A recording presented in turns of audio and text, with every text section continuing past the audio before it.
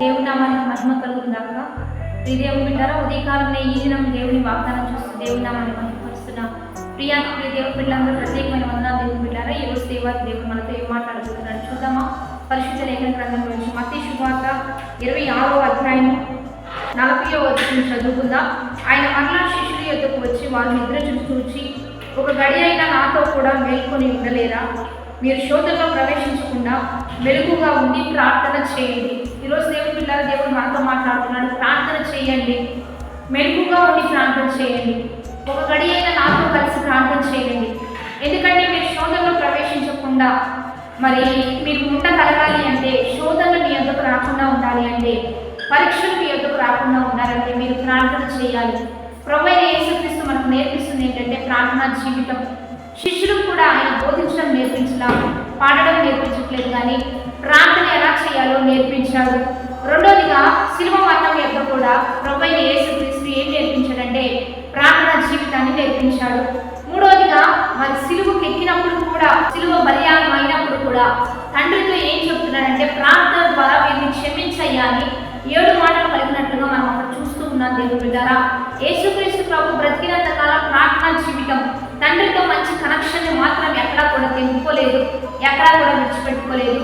కాబట్టి ఆయన శిలువ బలియాగంలో కూడా తండ్రితో కూడా ప్రార్థన చేస్తూ వీరిని క్షమించయ్యా, వీరిని కృప చూపించయ్యా అని ప్రార్థననే ప్రారంభించాడు. దేవుని బిడ్డారా, కాబట్టి యేసుక్రీస్తు ప్రభు వారు మన జీవితంలో మనకేం నేర్పిస్తున్నారంటే ప్రార్థన ద్వారా మీరు చేయించవచ్చు, ప్రార్థన ద్వారా మీరు సాధించవచ్చు.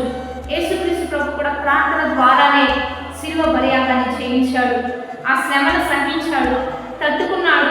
మరణం అయిపోయే అంతవరకు కూడా అపవాదిని ఎదిరించే శక్తి కలిగి ఎక్కడ ఓడిపోకుండా, ఎక్కడ భయపడకుండా ప్రార్థన ద్వారా శిలువ బలియాగం ద్వారా జయించి ఈరోజు మనకు విడుదలిచ్చాడు. దేవుని బిడ్డలారా, అపవాది అయిన సాతానుడు శిలువ మరణంతో ఇక అంతా అయిపోయింది, యేసుక్రీస్తు ప్రభుని లేకుండా చేశానని ఆలోచించుకుందే, కానీ ఇక అప్పుడే ప్రారంభమైంది మనకు విజయం, విడుదల, అద్భుతం, ఆశ్చర్యం.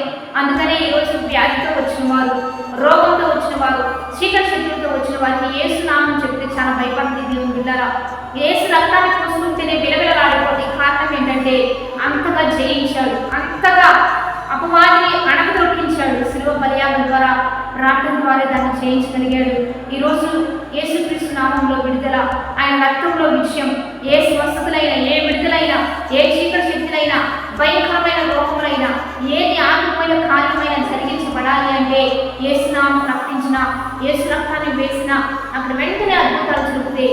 నీటికి ప్రార్థించిన అద్భుతాలు, నూనెకి ప్రార్థించి వేస్తూ ఉన్న కొన్ని గొప్ప కార్యాలు ఎందుకు జరుగుతాయి అంటే శిలువ బలియాగం అంత గొప్పది. దేవుని బిడ్డలారా, అయిపోయింది అనుకుంది, కానీ ఇక ప్రారంభమైంది ఒక ఉజ్జీవం, ఒక బలమైన అభిషేకం, రెండంతల పరిచర్య ప్రారంభించబడింది. కనుక ఈరోజు దేవుని బిడ్డల ప్రార్థన ద్వారా విజయం, ప్రార్థన ద్వారా అద్భుతాలు, ప్రార్థన ద్వారా గొప్ప కార్యాలు, ప్రార్థన విడుదలిస్తుంది. కనుక మంచి ప్రార్థన జీవితాన్ని మనం కలిగి ఉందాం, దేవునితో కలిసి ప్రార్థన చేద్దాం, ఒక గడి అయినా ప్రార్థన చేయడం నేర్చుకుందాం.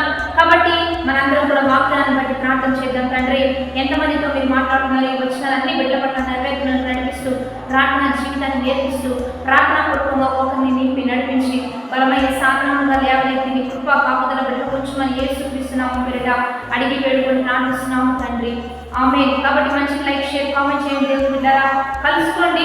50 దిన ఉపవాస ఆరాధనలు జరిగించబడుతూ ఉన్నాయి. మరి ఈ దినం 48వ ఉపవాస ఆరాధన మీరు కలుసుకోండి, దైవికంగా సిద్ధపడదాం.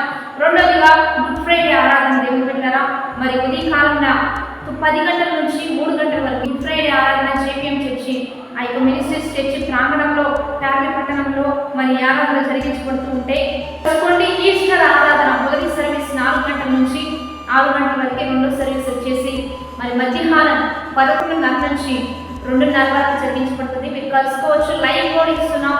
పాస్టర్ యోగేశ్వర్ JPM చర్చ్ అనేటువంటి యూట్యూబ్ ఛానల్ ద్వారా కలుసుకోండి, దైవికంగా బ్లెస్ అవుదాం. Have a blessed day. Amen.